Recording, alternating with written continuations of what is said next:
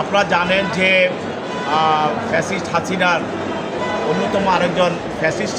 শাসনের সহযোগী ডিজিএফআইয়ের সাবেক প্রধান এবং লেফটেন্যান্ট জেনারেল অবসরপ্রাপ্ত শেখ মামুন খালেদ,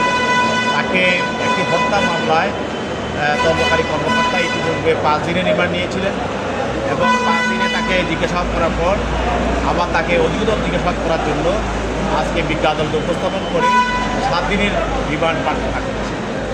এবং তদন্তকারী কর্মকর্তা তার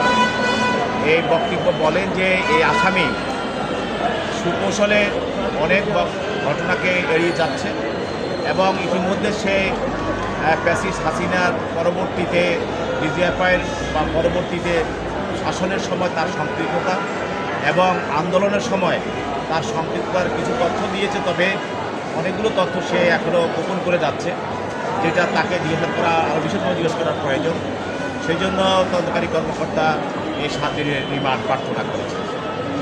বিজ্ঞ আদালত প্রসিকিউশনের বক্তব্য শুনেছেন এবং সেও আদালতে সে বক্তব্য রেখেছে এবং চিরাচরিতভাবে আসামিরা যখন বক্তব্য রাখে তখন সে নিজকে নির্দোষ বলেই বক্তব্য রাখে। আমরা বলেছি যে সে যেহেতু ডিজিএফআইয়ের একজন কর্মকর্তা ছিল এবং শেখ হাসিনার গুম খুন এবং আয়নাগর সহ রাজনৈতিক নেতাকর্মীদেরকে হয়রানি এবং দমন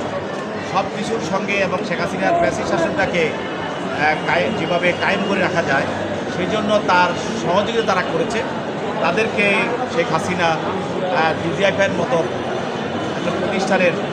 সর্বোচ্চ পদে তাকে অধিষ্ঠিত করা হয়।